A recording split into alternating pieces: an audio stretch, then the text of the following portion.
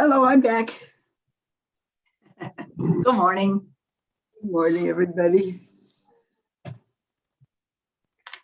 We can't see who's in the boardroom yet. Mavis, I have to tell you, I'm all excited. My Virginia bluebells that I planted last year came up. I've got a few. I have a few in my yard. If you have plenty to spare. I have about 10. So I'm just, Did you buy somebody said to me, give them well, to you? good luck with them. And I thought, well, we'll try. And every one of them came up. So I'm excited. Yeah, I've had some for a few years. So, and they're so beautiful in the springtime. And then Yeah, they completely disappear. Yeah, exactly. I'm hoping that they like where they're at and multiply a lot. Be fruitful. Yes, exactly. I had my agenda here. I know it's here somewhere. Yeah, there it is.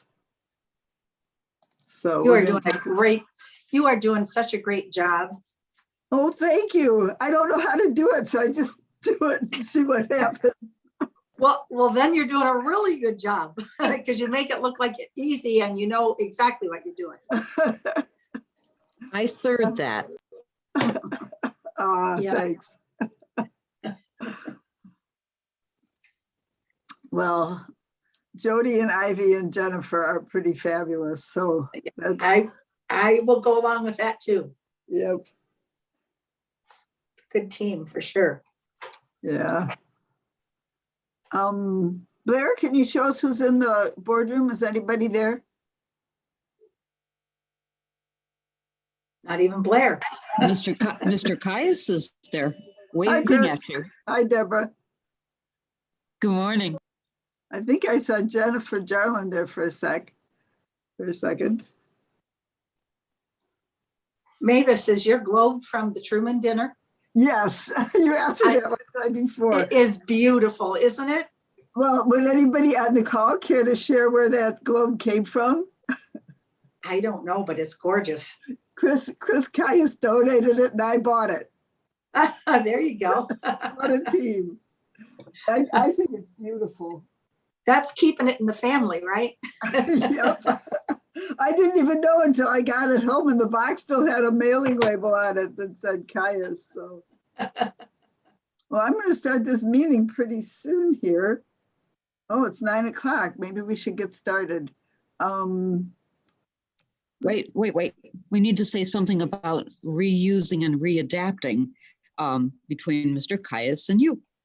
Yeah. Oh, that's a lot of reuse, definitely. So, okay, so we've got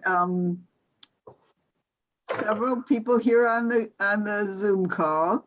And oh, now we can see the boardroom. Okay, it is 9 o'clock.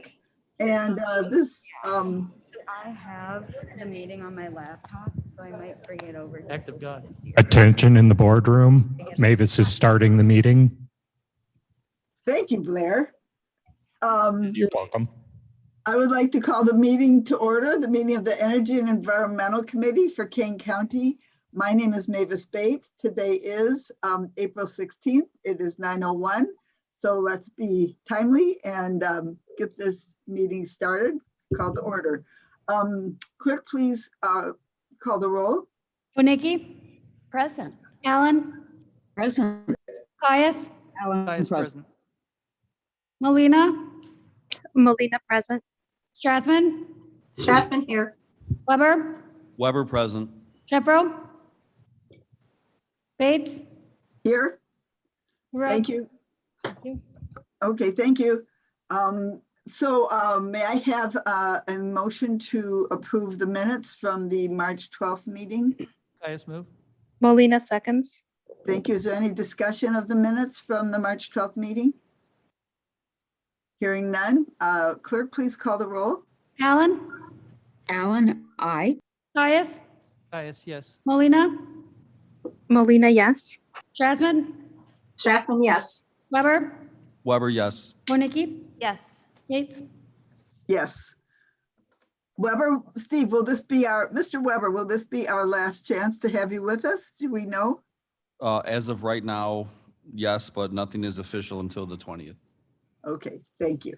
Well, thank you for serving on our committee and helping. No Okay, problem. I would like to turn the meeting over to Jody Wolnick for a discussion of our electric aggregation program. I'm going to ask Ivy to introduce our speaker today. Okay, Hi, thank you. everyone. Good morning. Our speaker is here today, so I'm going to take my laptop over to her so you can see her face. I'd like to introduce Sharon Durling. She is our NIMEC consultant, and that stands for Northern Illinois Municipal Electric Collaborative. She helps us with our electric aggregation program. One moment, please. Oh, thank you, Ivy. That's a good Thank you. idea. Blair, could you pull up her slides, please? They're in the packet. There you go. Thank you. It's a pleasure to see you, Committee Chair. We'll go to the first slide. This is just a little background of your current program that was signed last year about this time. It was a one-year term at a fixed rate of 6.37 cents per kilowatt hour. Today, the ComEd rate is typically right around 7 cents. So the blue line is your unincorporated portion of the county resident and small business owner rate. And that red line is the ComEd rate, which you see varies. Next slide. I'll just move along, and if you want to interrupt with questions, fine, or I'll wait to the end. So same as last year, we brought two different pricing options, but because the county has a very, what I'll call attractive consumption profile, according to the suppliers that analyze consumption profiles of all the meters in unincorporated Kane County. So there are two options that we offer. And again, I said kind of on the cusp, and we won't know until we get live pricing, which is sort of the best direction to go. But here, as you see, I had estimated ComEd rate, and was just actually announced about 78 hours ago. It is 7 cents for the next energy year. So it's no longer estimated, it's actual. AEP Energy came in for a one-year term at, I think that's 6.45. Next lowest was Dynegy Energy. These are kind of on the cusp. We don't guarantee savings, but that's what would be, I think, the objective of the county for having this program is if savings could be assured. The ComEd rate of 7 cents can float up or down by a half cent. So it can be in a range of 6.5 to 7.5. So ideally, a rate below 6.5 would be excellent, with a rate above 6.5 likely to cause savings, but that's where we get to sort of questionable uncertainty. So next page. Again, those rates were indicative. We don't have final. Again, as last year, we'll look at another program in the event that, let's say, all bids are significantly higher than ComEd or doesn't look like there's savings available for residents. We have another rate that brings benefits to the county. We call it the At ComEd Rate program because it's exactly at the ComEd rate. Now, were you to suspend the program, everyone goes back to ComEd. They pay the ComEd rate. We have a program we've implemented with 60 communities where rather than in the program, they continue. They pay exactly the ComEd rate. And I just said it ranges between like 6.5 and 7.5 cents. In other words, it would identically match that every month, whether up or down. So just like ComEd, it would be variable. And well, one thing, there's no rate risk. No one would ever pay a penny more than the ComEd rate. Next page. May I ask a question, please? Yes, please, Mavis. Hi, this is Mavis. So can that be considered a cost saving option if it rides the ComEd rate? There would be no savings, nor would there be any payment Risk. above the ComEd rate. Sorry Okay. to go into that. Okay. So there would be zero savings and zero payment aboard. It's kind of a flat. Okay. No savings and no risk. All right. Yes, so begs the question, I mean to chairperson. What are the benefits? Why would you do that? The county could select renewable energy up to 100% and become an EPA green power partner. There would be a civic contribution to the county, and again, there would be no rate risk. So that civic contribution comes with no restrictions whatsoever. Some of our communities, because of upended budgets from COVID, have just put it into general funds in the last year. But last night was at a village board, and they want to take their funds for to be able to pay for some recycling efforts that they have. Other communities talk about car charging stations, but it would be at the whatever the interest is of the county. Next page. Just a list to show you that it's not a beta test, that we've done this program with 60 communities. Next page. Excuse me. I think Yes. isn't Aurora on that same plan? Yes, yes, they are. Okay. The city of Aurora implemented this, I think, over a year ago. I I got think- kicked off, so I got solar panels instead. But I thought that was what we had done, was at the ComEd rate, but it kept booting me off of the plan. So, Oh, which is something I'm interested in also. okay. I didn't personally manage that program, but I know that for the folks who did, and I think you were instrumental in helping that happen. I So did. That was great. I was on the committee. I think the Okay, city thank is you. very appreciative to you for that. So Okay. that's awesome. Next page. Kind of going to get into the weeds here. I just said it's possible that we can't get savings versus the ComEd rate. Get out of the other side, same mouth here. I said, well, we could pay exactly the ComEd rate, but possibly achieve a civic contribution. And that would be in 6 figures, by the way. We'll get to that in a minute. So how does that work? Or you can't save residents money, yet we can have a ComEd rate program and have a large civic contribution. That's the question mark hanging in the air that I'm going to address. This chart shows 10 bars. I'm going to pretend each bar is a single home. So we've got 10 different homes in Kane County or anywhere. The actual cost to supply energy varies hugely. It's a complex, it's all about timing. By law, power must be available on demand at all times. And sometimes at certain peak periods of the year and seasons, it's very expensive to deliver that. So if your meter happens to be a big draw at a peak period of time, it's actually very expensive to serve your account. So if you look at the bar on the right, and this is just a sample, this presumes the ComEd rate at 7.8. So ComEd socializes the rate rather than charge everyone a different rate. That'd be a little crazy. The socialized rate at 7.8 in this example indicates that the meter person using the meter on the far right really is a much costlier account to serve. Whereas on the left, it's a much less costlier. It's not necessarily about volume. If you have a bigger home or a large user, it's sort of a matter of timing. There's a number of complexities that go into that that are a little bit beyond me, but that's sort of the basics. So on the next page, what we do in these programs is the group circled in red leave at ComEd. The group on the left that are less expensive to serve, and the suppliers will hope that if their usage patterns are similar in the future, this is how they are in the past, they enroll those ratepayers. And the ICC and ComEd are great with this. The program is neutral to ComEd in that they don't earn or lose any money on supply because they don't offer supply. So roughly half of the residents would be enrolled, would pay the ComEd rate guaranteed. The other half of the residents would stay at ComEd.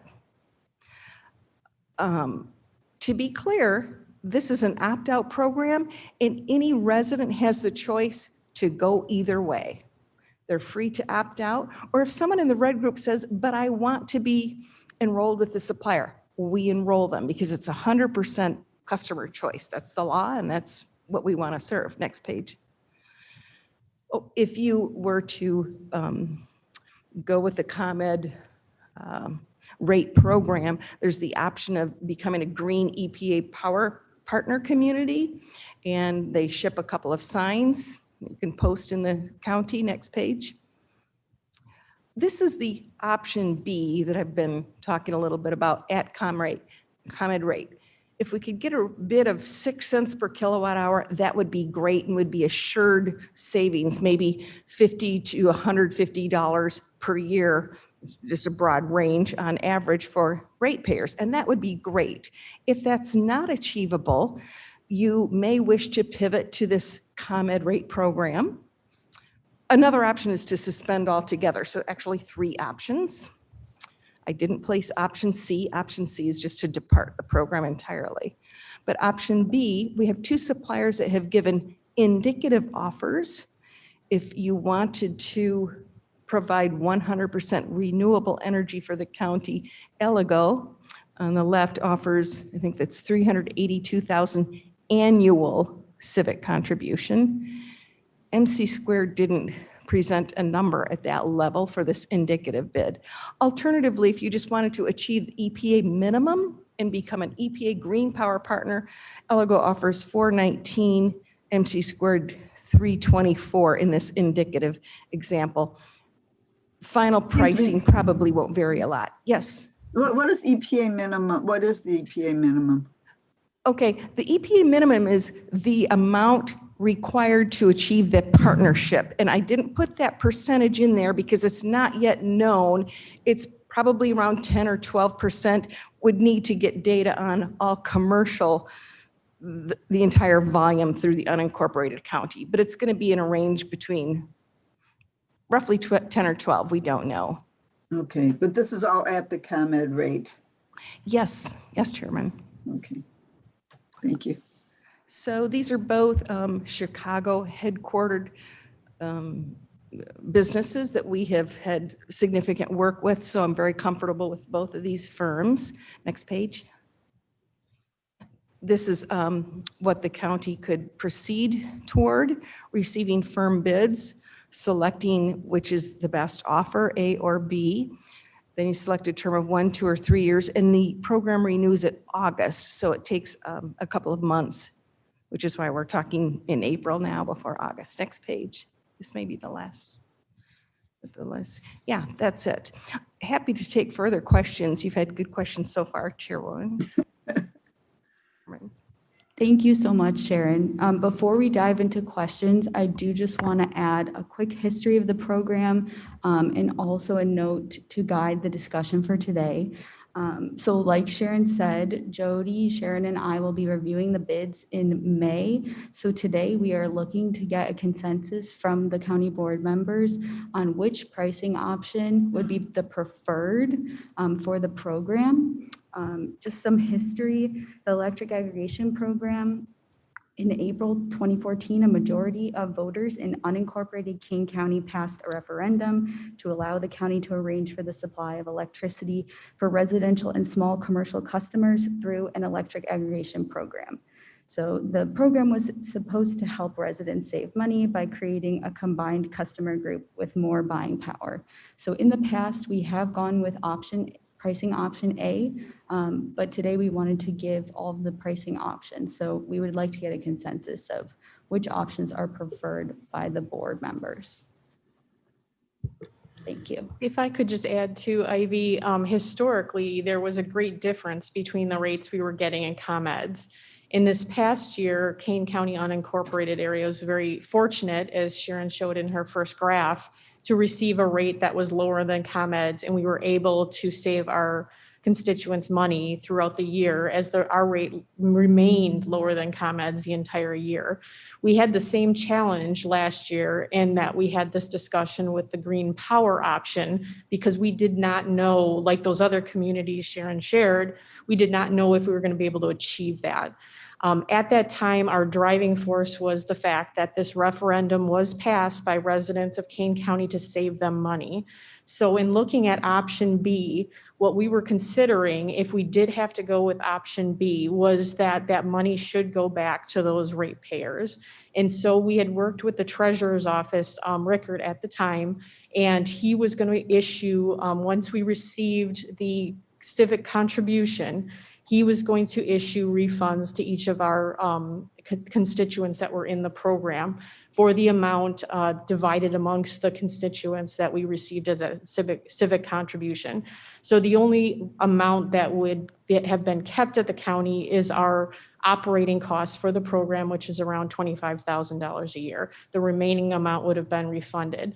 So when we're talking about option B, we're also talking about, does the county keep those funds, or do we stay with the discussion as it was held last year that those funds would be worked through the treasurer's office and again refunded to our constituents? I have a question, Commissioner Bates, or Madam Chair Bates. Please go ahead. Historically, kilowatt hour, do we know past 10 years where the rate was at? Per kilowatt hour. What the rate is, yes, I don't have that in front of me, but it's always been below the ComEd rate. The ComEd rate for, the fixed rate for the Kane program, I don't have that number in front of me, I'm sorry. And the reason I'm asking is because, the decision, I think the program's good, is the decision of 1, 2, or 3 years. If we feel like the rate is historically low, I would prefer to lock in for 3 years. That's what I was asking. Okay, really appreciate that comment. There have been some surprises. 10 years ago, the ComEd rate was at 9 cents per kilowatt hour. So customer choice in Illinois has had a big impact. Then in 2008, sorry, that was before, I'm going back too far, but there was a bit of a lull in manufacturing that brought down demand, as well as the natural gas fracking technologies, which put huge downward pressure on prices. So future, I don't know if the economy is depressed, that would depress prices. There's so much uncertainty that my thought would be to keep a fairly short leash on it, no more than 1 or 2 years, because it's a little bit more of a risk into the unknown as it can be. Sorry, this is a long answer. A little bit riskier in my opinion. In the past 10 years, have you ever seen it below 6.5 per kilowatt hour? It has been for a short period of time, for a month or two, yes. I can send you that chart. Okay. I appreciate the long answer. Thank you. Do we have more questions or comments? Chairman Bates, Wonicki here. I do have a question, and I'm not sure if this is a question for you, but as I drive west in Kane County, west of Route 47, I'm seeing solar farms appearing all over. Do you think that'll have a long-term effect on the pricing in the future? Solar farms are costlier because renewable energy is costlier to build, and there's a premium on it, financially costlier. Environmentally, that's a different thing. I don't think that will have a significant impact, no. Whatever the current administration may have to say about fracking could have a huge impact. That's what I was saying to this gentleman, trustee. So many vagaries. Keep kind of a short leash on it because you wouldn't want to be caught upside down. Hard to say. Okay, well, thank you. I have a comment. Aurora's first aggregation program locked us into what sounded like a great price. I can't remember if it was, 6 3/4, 6.75 or something like that. It sounded great. But then during the course of our contract, ComEd dropped below that fixed price. And then there was heck to pay. The aldermen were getting a lot of nasty calls, and that's why we had to end our aggregation program, our first one. Now the second one is more flexible. So you might think you're locking in a great rate for a couple of years, and then something might happen and it's not great. So another comment, if I may, Chairman Bates. Sure. if you'll notice some of the bid pricing for 1, 2, and 3 years, you'll see that the suppliers are reflecting that they expect some of the actual costs to drop. For example, Dynegy Energy's pricing drops from year to year from 6.7, 6.4, 6.3. So that reflects that their analysts think their power costs will actually be declining a little bit. That's Are again you on another. option A? Are you looking at option Yes, A? yes. Okay, yes. so I see what you're talking about. 6.7, 6.4, 6.3, 6.7, 6.4, 6.3. So that tells us what the suppliers, analysts believe, and that's their expertise, it's not mine, as to future rates. So another vote, just underline what you just said about keeping kind of a short leash on it, 1 or 2 years. Any other comments? Because I have several more, but I want to give everybody a chance. Madam Bates, Yes, sir. Caius, Please. Yes. so if they do get flipped, isn't it you can opt out anytime, right? These have Yes. the total flexibility. So if it does flip, Yes. go back to the other one. For people that are really concerned about it. There's a supplier, I've read their agreement, it says you may not put out any press release or advise residents to leave at any time. We don't allow that in our contracts. Yeah. You can say what you want, where you want. I don't think you should do something that would get to that level, but I would recommend then you would put out a press release. Folks leave. It would be your decision, but you're free to, I call it free speech. So even though we're locking in for 3 years, each of the individuals has the option to say, hey, I'm getting That is correct. 0.2 of a cent less. I'm changing. I have a comment to that, if I may. Chair, this is Corinne Pirog. Please. Yes. That puts a lot of onus and responsibility on the consumer to do that, to make that opt change. Life is busy, kids, activities, work, etc. So you have to have a consumer who's highly sensitive to that. Most consumers you lock in, you're good to go.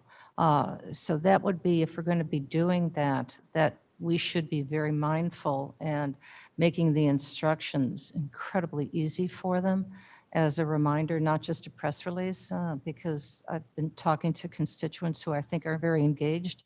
And I said, didn't you read it in the paper? Oh, I don't read the paper. Or it's an is. We can't question why, it's just an is. So this certainly would be a very low level for them. So that would be my only concern from the consumer end. Thank you, Madam Chairman. It seems like we would owe them a press release to tell our constituents when the price has gone flipped, as Mr. Kaya said. So I believe that our duty today is to try to give you some direction between option A and option B. Is that correct? What you were hoping for? Madam Chair, I think we would use the direction from our consultant, whether we're selecting option A, because if it's not below ComEd's rate enough, we don't want to take that risk. And so the direction we would ask is for option B, if we want to maximize the civic contribution and whether that comes to the county or is refunded to the residents. But isn't our main goal to save our residents money? So you're saying that the at ComEd rate gives us that bonus of the civic contribution, which we can refund to our residents. So that's maybe the best option for saving our residents money on this program. Correct, if we can't go with option A because the bids are too high. Okay. So do we wait until the bids come in to determine that? We have to wait? Yes, we have 48 hours for Madam Chair to sign the contract. 24 hours, I apologize. So we have her schedule cleared for that day. So we're able to review that and have that discussion, but it is not something time-wise that can come back to this committee. So we'd like to hear the committee's general direction to Madam Chair here and yourself. We will have a conversation with the three of us as well as our consultant and make that determination at that time. But it would be good to know if we're doing 50%, we're looking at a 50% civic contribution with 50% green power. We want to say 0 green power, and we want to maximize that civic contribution and then refund that back to the residents.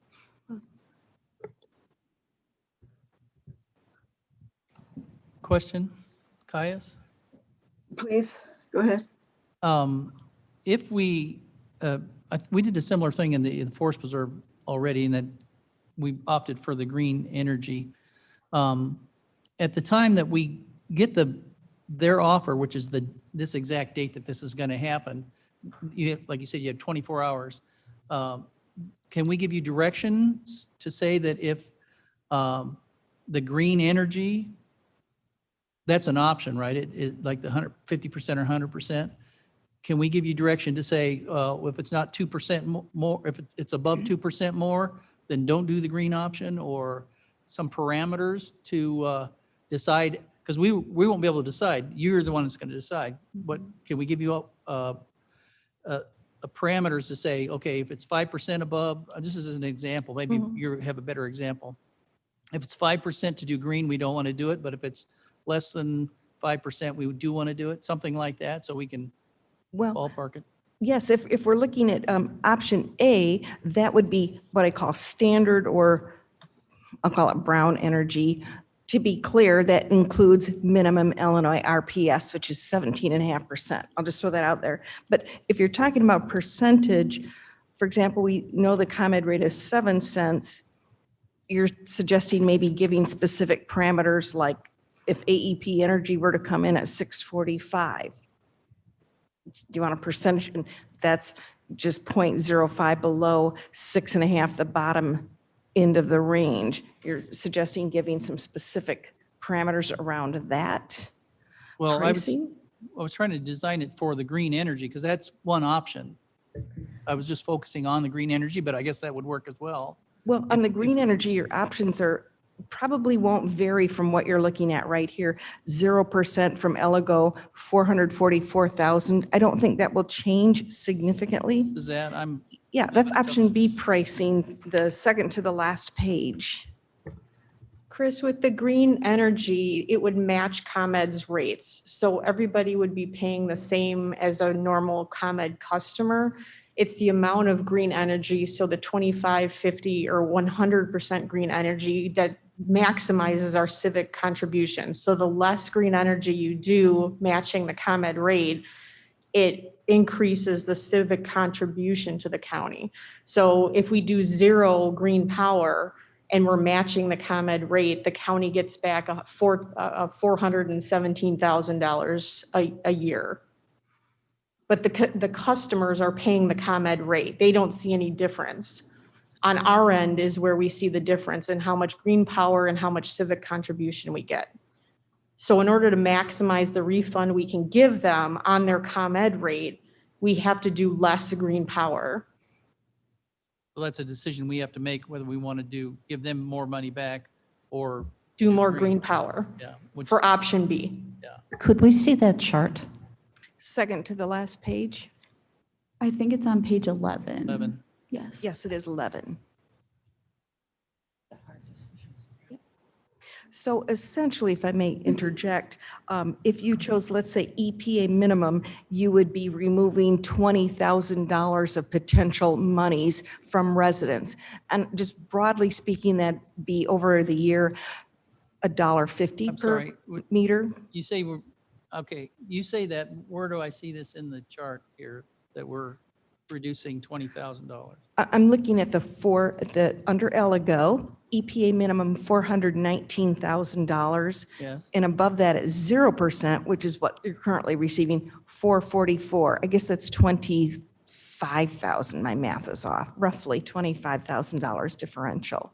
So if you chose EPA minimum to have green energy, that would be, you might say, a cost imposed on the residents, and slightly less that they would receive, maybe $1 or $2 over the course of a year.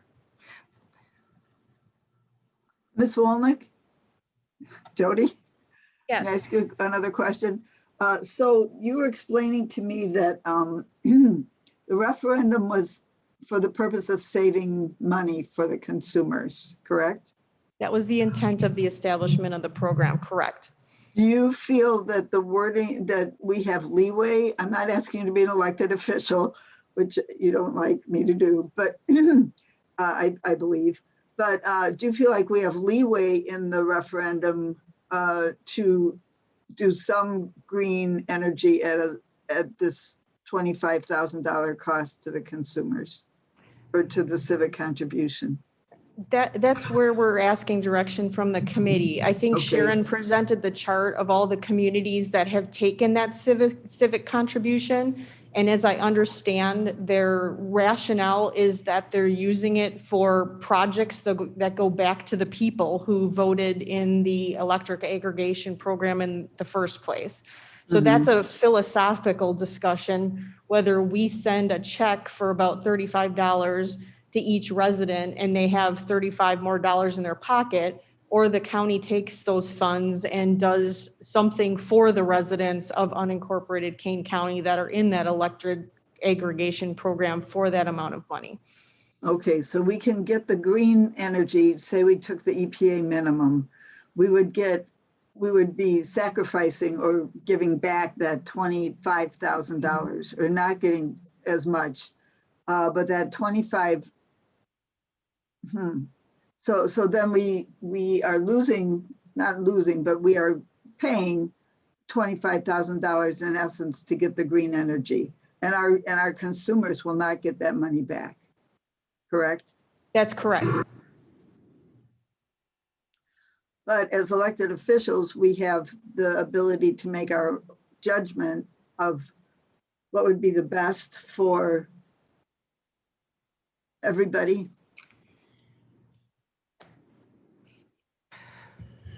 Money-wise and environmental-wise.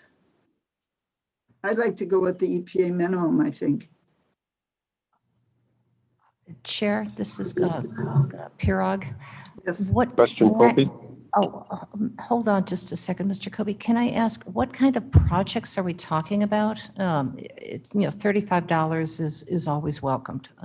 But if we were going to use it as a project, what kind of project would take value over the $35? I would think that we could consider things like more charging stations, more EV charging stations, or other suggestions. Solar? Solar, we could add. Solar, I don't, I'm just throwing it out there. Sure. Or we use it for some energy, some green, and it would stay in our environmental department to do a project that would relate to improving the environment. It could, we're looking at a grant for solar panels, and the grant would only pay 60%. So we will be looking for that other 40% in our budget. That could be a project that it could go towards. Are there any suggestions what the other communities have done? I'll get back to the referendum. The referendum language doesn't specify what benefits, whether it's savings or green, but it just authorizes an entity to undertake a program, just to make that clear. But as Jody says, that's the initial intent, certainly. Projects, as I mentioned, one community, Norwich, decided they wanted to let people know in the opt-out notices, we are using these funds for new recycling bins, and that was well received. Some communities, for example, I'll just speak, Arlington Heights, they haven't decided yet. They're in year 2, but they put it away for the future project. So a decision isn't always made at the time. Sometimes it's set aside and determined later whether to be given back or to be put towards a project. At this point, it's just a matter of choosing which program to go, but where the monies go, some communities haven't made up their minds. Last night in Hanover Park, they were discussing added recycling programs and paying for a GRC2 study, the Metropolitan Mayor's Caucus, to be able to support funding for that. Mr. Copey, I'd like to call on you.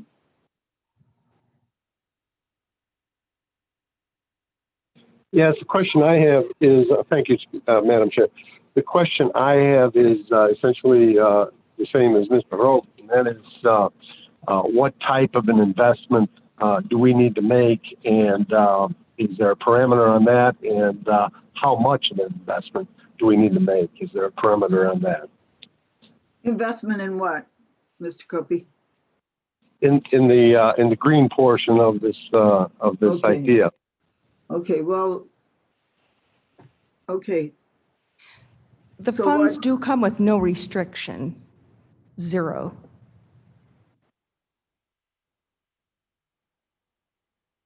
I think we can invest whatever we get as the civic contribution. So if we look at the EPA minimum, we're looking at a civic contribution of $419,000. So $1,000. So that's the amount that we could invest in projects or in refunds. Chairman Bates, I have a question or comment. Yeah, who's this, please? Weber, Commissioner Weber.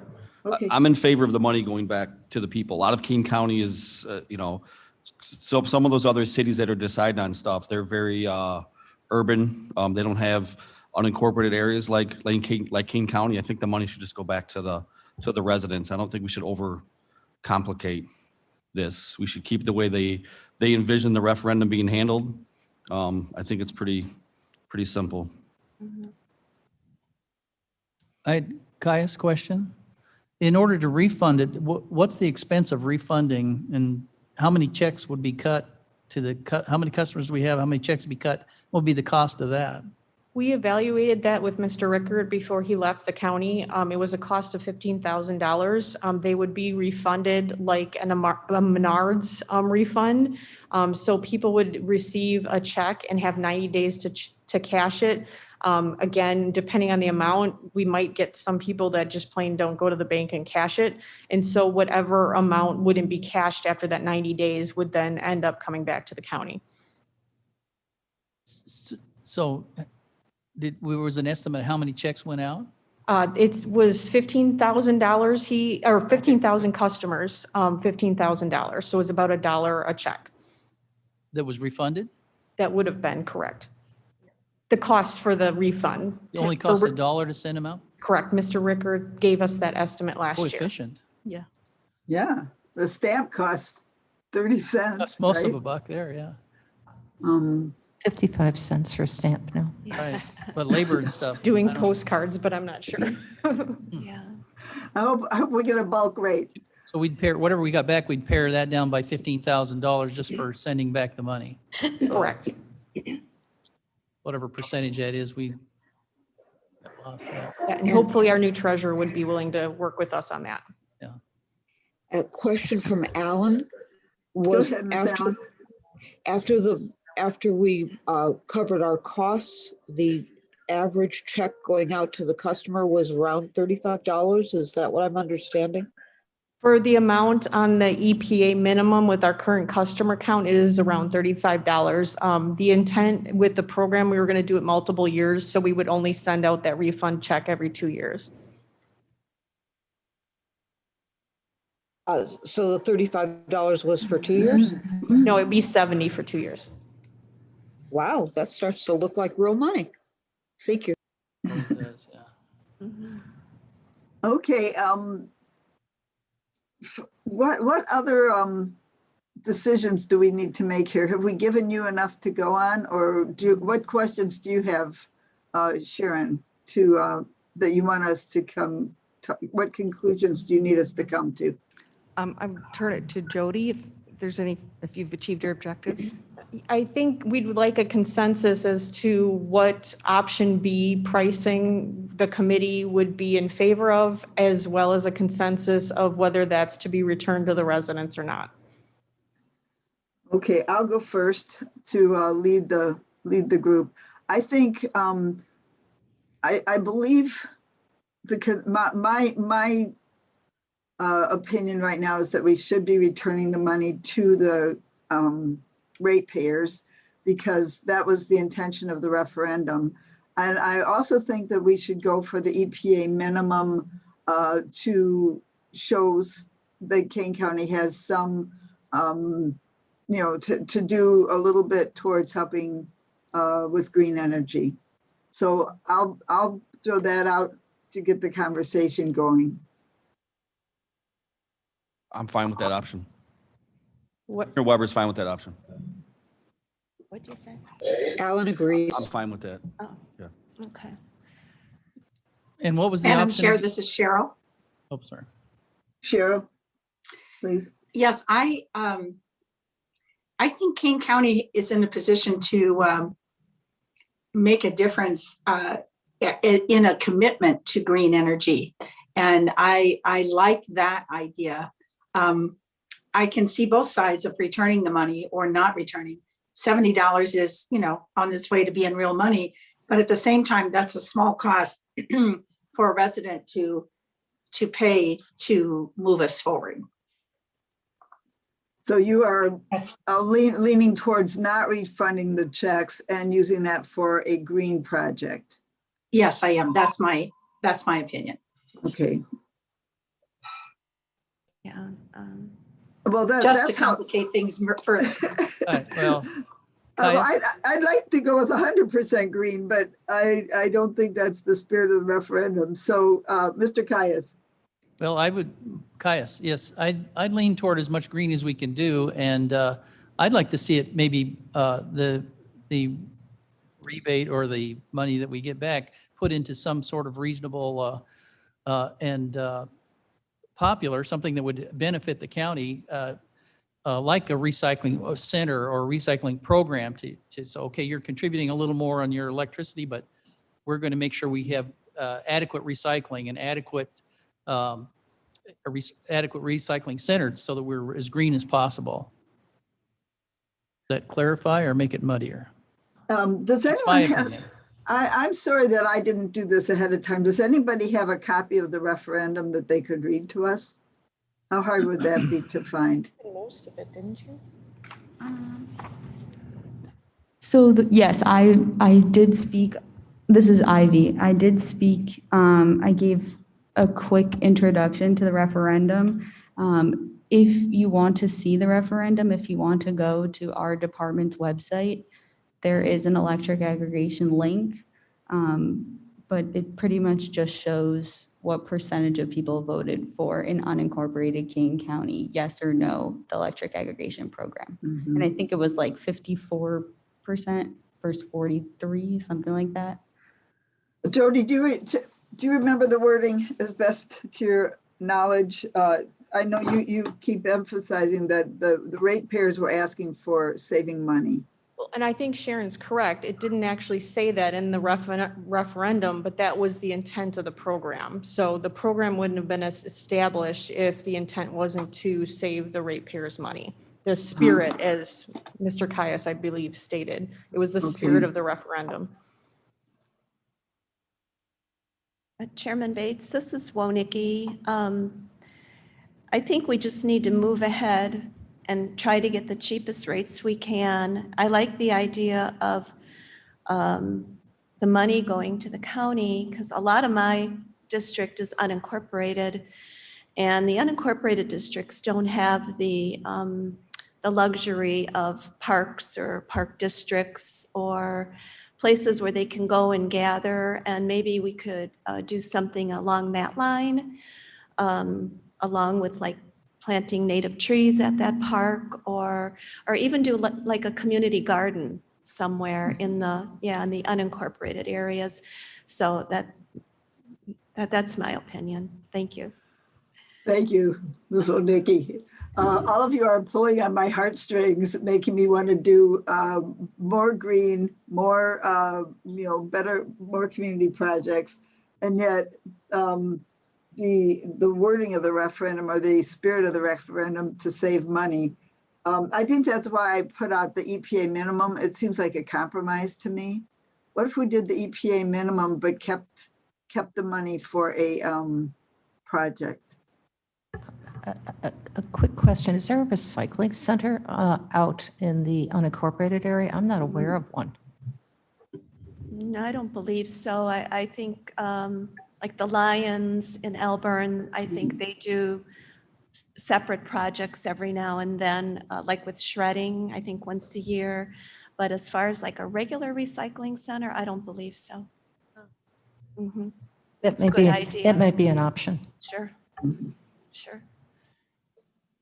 Well, you know, I think for decision making, we should separate this into two issues. The first one would be which level of program to use, and then the second one would be whether to keep the money, keep the contribution, or to give it away. Or does that make sense? Can we separate this into two issues? Well, Nikki here, as Sharon had said, there seems to be no hurry if we keep the money and then eventually decide what to do with it. We could come back at another date and decide what would be the best use for the dollars that we're holding for the customers instead of giving them a refund. And I think it's a good use. I think it's the way to go. So you're voting for keep the contributions. Yes, and then use it for a project. And then we can decide that at a different day. Mm-hmm. Okay, so let's look at the pricing levels or the percentage of green energy. I'm suggesting the EPA minimum. Can we get a consensus on the green energy level? Yes. Are we okay with the? Is there, I'm sorry, Madam Chairman, Caius? Yes. Is there a slide? Which of the slides show what this is we're talking about? The second from the last slide. Nope. The second from the last slide of the of this set. Okay, sorry, thanks. Page 11. Yes, page 11. So okay. yeah. So I'm just I hope that this is, I'm using my natural leadership skills. I'm trying to say, let's decide first of all on the rate that we want to go for.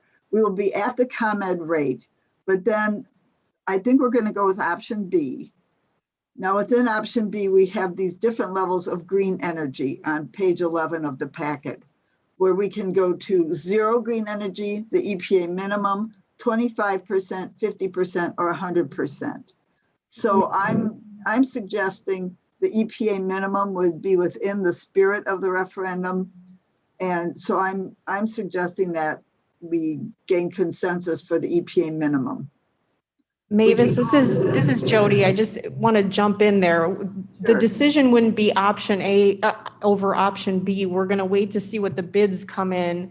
And if the option A bid is low enough below ComEd's rate, that would be the option we would go with. If it's not, the discussion is what would we do with option B? Oh boy. Okay. Thanks, Jody. Okay. So option A, if the price is low enough.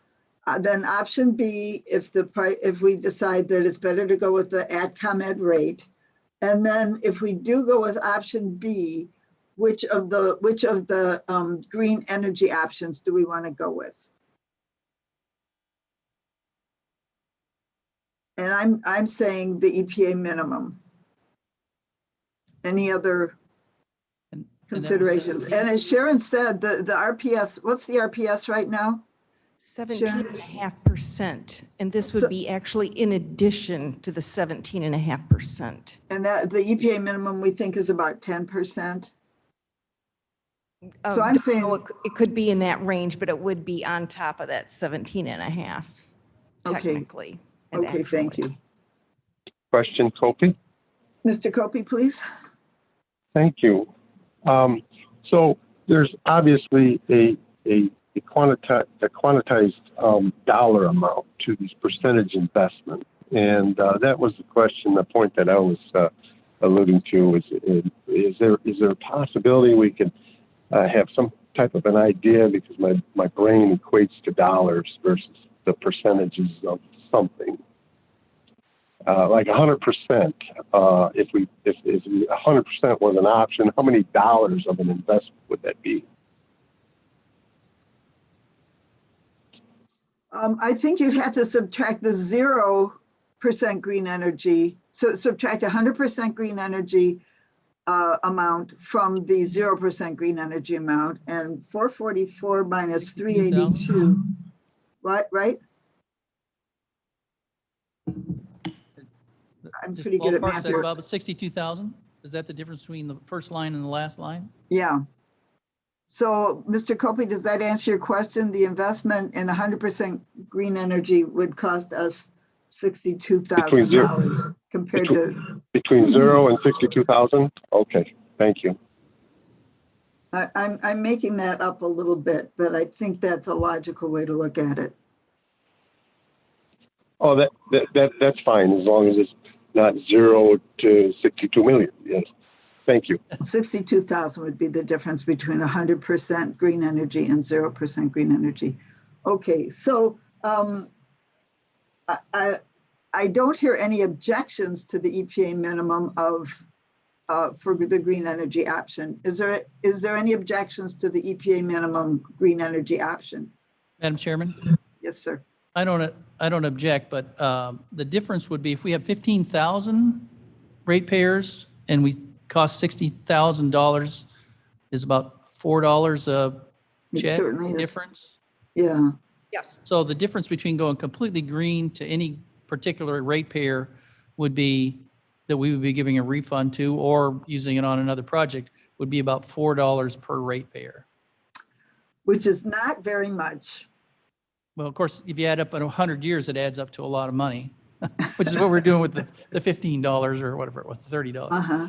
Yeah. Thank you, Mr. Caius. That's why I was leaning toward the 100%. I think $4 is not all that too much, but I would certainly compromise if that would be the wish of the committee to do less than that, but just to be aware that it's only $4 per ratepayer.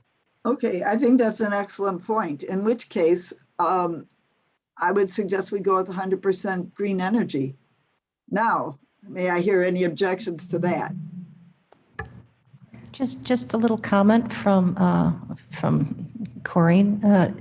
So obviously I'm not against green energy, but if we take a look at receiving the civic contribution before, just want to make sure that there is enough resources available for the project that you're looking at and defining what that project is before, or refund back, rebate back to the consumer before those decisions are made. And this is a 2-year program? We're locking in for 2 years, is that correct?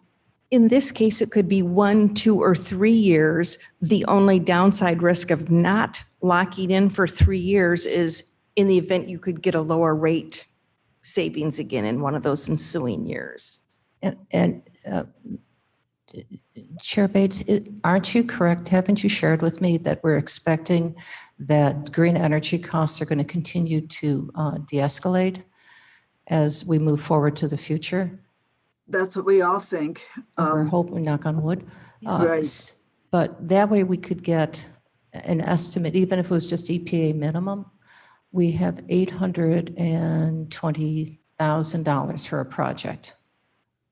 And with a little money thrown in from here and there, that could be $1 million project that we could work on, which is a significant project. Where do we get our $820 million? $820,000, 820, well, times 2. If that's every year, we're getting back the 419,000. Oh, okay. I see. Yeah, 840. So that could be a really nice recycling center or whatever. Uh-huh. Just as an example. Yeah. And that would involve keeping the money for a project. Chairman Bates, Nikki here. I'm 100% for green energy and have been so active with, open space and preservation and native plants and trees. And however, and maybe we're looking at this at a wrong time with the COVID, there are elderly residents in my district that are going to the township for general assistance to help pay with some of their bills because they're having a really rough time, you know. And so if this contract is only for 1 year or 2 years, or maybe even 3 years, maybe this is that 100% green energy is maybe something we should look at just a year or two down the line till we can get through this pandemic and the struggle that people are going through. Thank you. Yeah.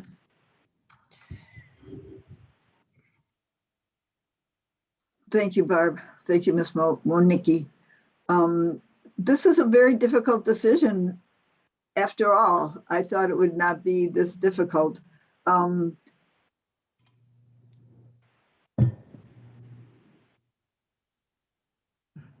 I keep making suggestions and trying to get to a consensus, and we are having a lot of trouble reaching a consensus.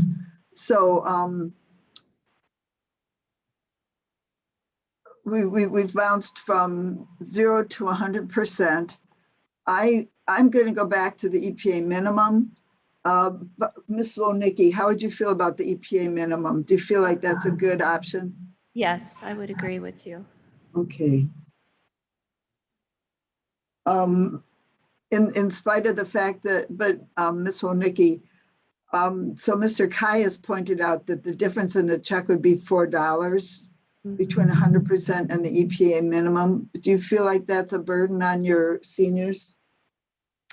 I think the seniors would appreciate getting the full amount back instead of, you know, a half of the amount back.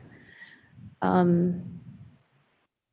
don't know. I just think that green energy is wonderful, and I think this is what our committee is supposed to do, but I think it's just a really difficult time right now with the pandemic to be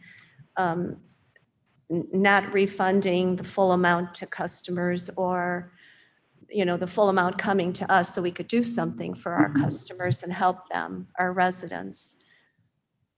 Thank you, Ms. Wolnicki. Ms. Bates, could I jump in here and make a suggestion, maybe? Please do. I'm struggling. Given the hour, I think I'm hearing from the committee that everyone is supportive of the EPA minimum, which is that we would, if we had to go with option B, we would go with the EPA minimum. As Sharon points out, we don't need to decide whether we're refunding the amount or keeping the amount when we sign the bids in early May. So if we can have a consensus that the committee is on board with the EPA minimum, that would be our direction, Chairwoman Parag, when the bids do come in. And then at that point, we can have further discussion at this committee whether that amount is refunded based on the actual dollars we get in those bids, or if it's used for some sort of civic project. Yeah.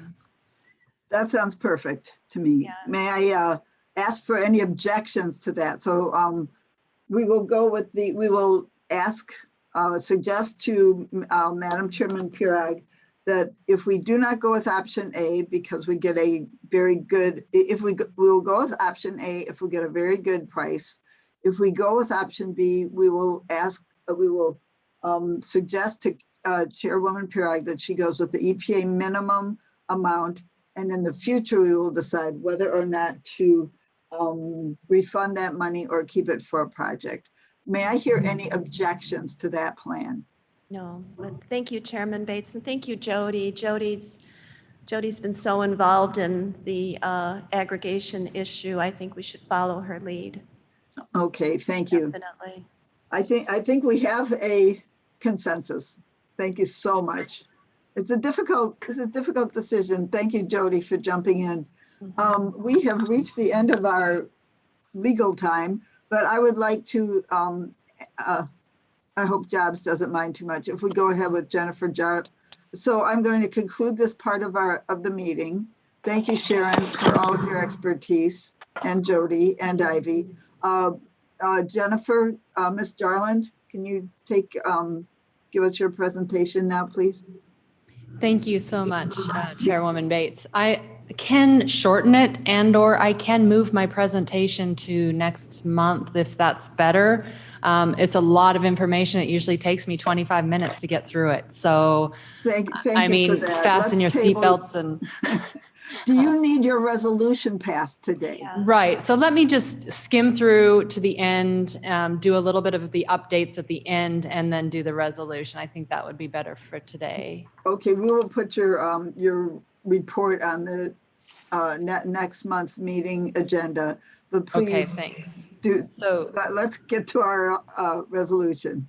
Okay, so I'm going to try the clicker here, and it is not working, Blair.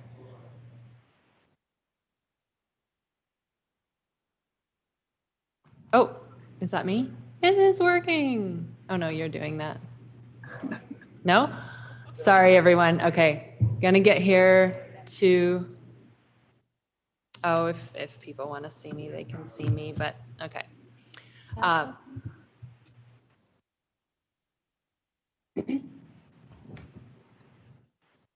I'm going to hit this slide just because it's so amazing. This is just about the Kane County Connects articles that we do. I do submit an article to Rick every week on recycling topics. So over 50 of them get published a year. 100,000 people have clicked and read recycling articles this year, or excuse me, last year. I'm doing 2020 numbers here. And the top 5 articles alone garnered over 22,000 clicks. We have 32,000 subscribers on the Kane County Connects now. So those are just amazing numbers. And I'm so happy people are that interested in recycling. So here's a couple of the updates that I wanted to give for this year. Spray can recycling program that we started last year at the events is actually now, it's continuing in this year. We do the gallon cans of paint, but also spray cans through another company called Flat Can Recycling. And they are also now working with Ace Hardware in Geneva to, Ace Hardware is a drop off for spray cans. And they don't just take paint anymore. They also take other cleaning products and things that are any aerosol cans. So just know that Ace Hardware can accept those now for 75 cents a can. Bins and barrels sale, just a heads up, we have done an article on that last week, and or maybe it came out on Monday.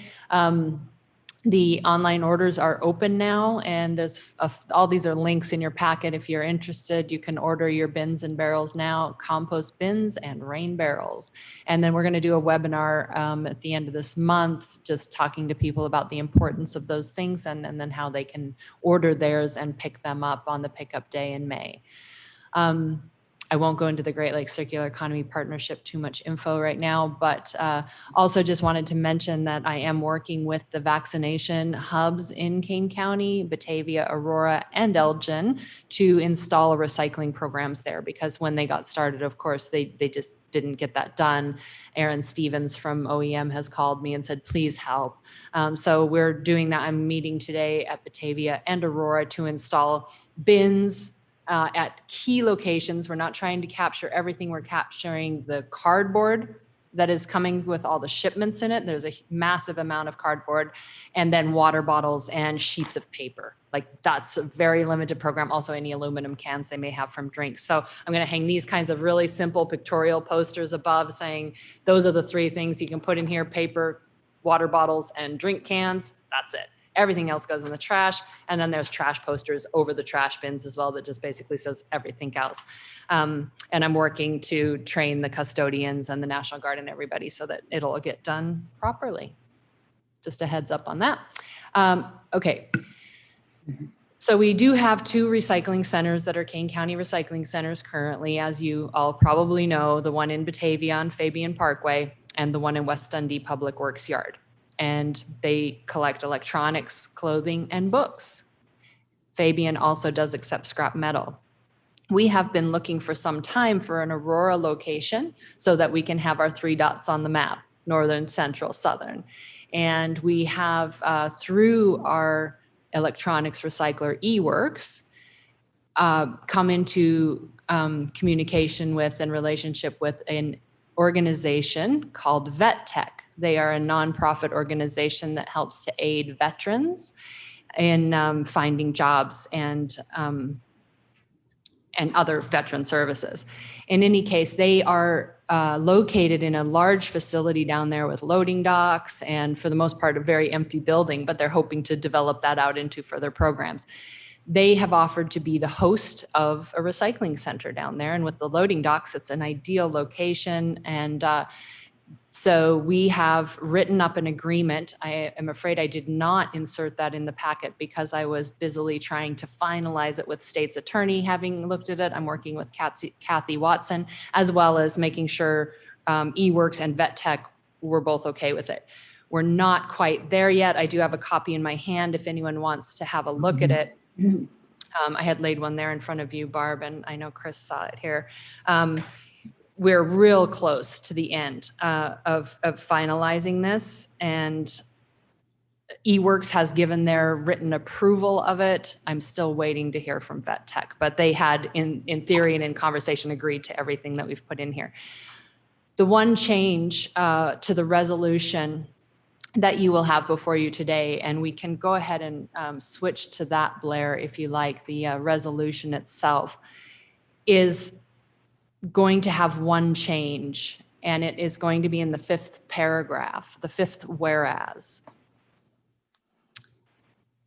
Because one of the recommendations from in communication with purchasing and with state's attorney is that instead of making it an incentive payment of $300 per month, which equaled $2,500 for the remainder of this year.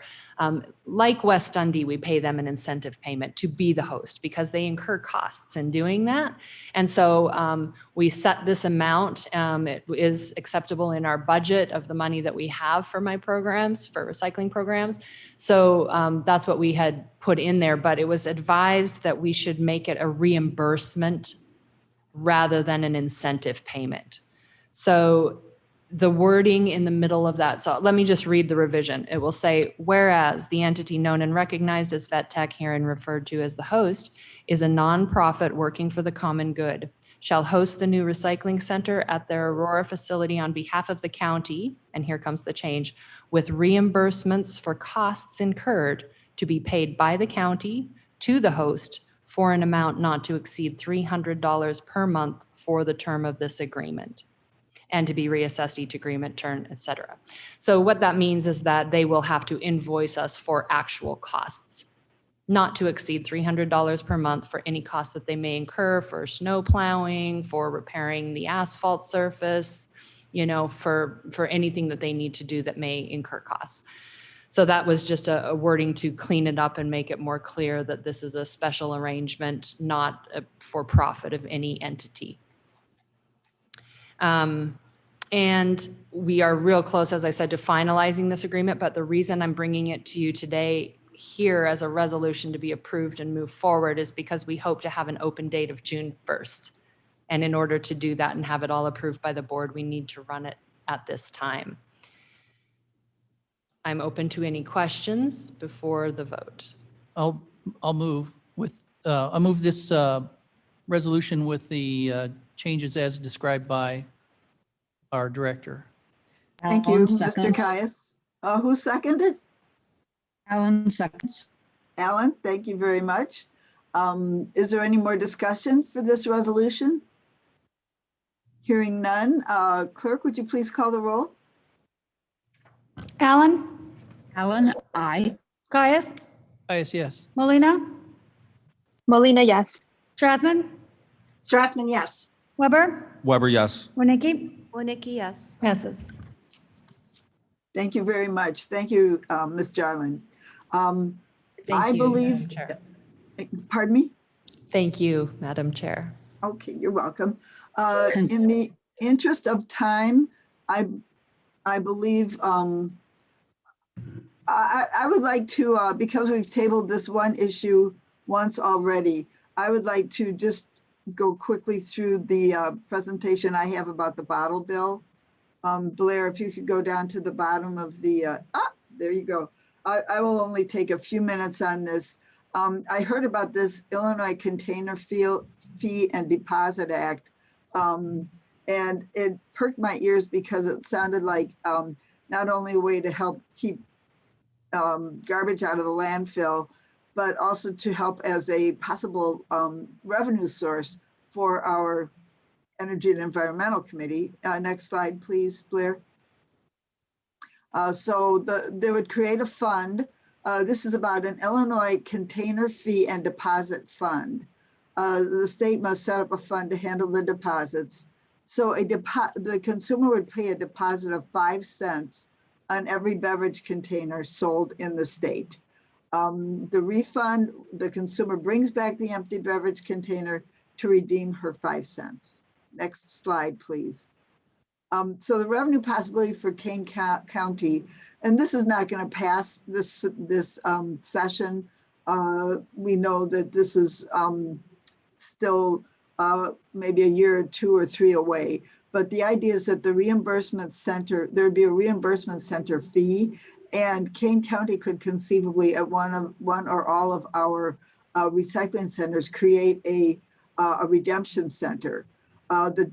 So for every bottle that we redeemed, we would receive 2 cents. And this is paid by the distributor who collects the containers. I did contact the sponsor of this bill to check out of whose pocket does this 2 cents come, and they thought it was the distributor. So, we'd have to have labels on the bottles, and disposal would be prohibited at a landfill of these beverage containers. So next slide, please. So any deposits that are not claimed, just like Jody was talking about those other checks, 75% would go to environmental and conservation related programs, and 25% would go back to the distributors. Is there one more slide, or is that it? Okay, so the current state of HB 1799, there are several sponsors. It will not pass this year, but I want you to know about this bill, that it may come up next year, and we will be pushing for it. Okay, thank you. So that brings us to public comment. Is there any public comment online or in the room? May I ask for a motion that the reports be placed on file? Caius move. Thank you. Strathman, second. Thank you, Ms. Strathman. Please call the roll. Allen, Allen, aye. Caius, Caius, yes. Molina, Molina, yes. Strathman, Strathman, yes. Weber, Weber, yes. Winnicki. Winnicki, yes. Yeses. I have one short comment, chairman's comment, and that's that we are moving forward with putting on an RFP for possibly 8 acres of solar panels in the hinterlands of the Judicial Center. And I have taken a couple of people out on walkabouts. I took Drew Fraz yesterday because he's so involved with the construction over there. I would be happy to take any of you for a little hike to go see the lands that we will be looking at, and we will be putting that on the agenda for next month. It's one very interesting wrinkle in all this is that to get the best savings, which could be $150,000 a year for the county by putting in these solar panels, we need to get the Clean Energy Jobs Act passed. So if you would be so kind as to make a call to your legislator about the Clean Energy Jobs Act, those are funds that all of a sudden are very personal to Kane County. That's the conclusion of my comments. I see no reason to go into executive session, and may I ask for a motion to adjourn? Caius move to adjourn. Thank you. Strathman, Winnicki, second. seconds. Thank you, Ms. Hodeke. Okay, meeting adjourned. Thank you so much, everybody, for your service to Kane County. Bye-bye. Aye. Thank you, everybody. For those of you that are going to stick around for the Jobs Committee, we'll need a few minutes to get everything reset technology-wise. In the meantime, we will mute the county boardroom. If you need something, chat to the host in Zoom. And we'll turn the sound on when we're ready to go again. But please be aware that anything that you say while the boardroom is muted may be streaming live out on YouTube. So just be aware of that public nature of your comments and conversations between each other. Thank you, everybody, and we'll be back with you in a few minutes.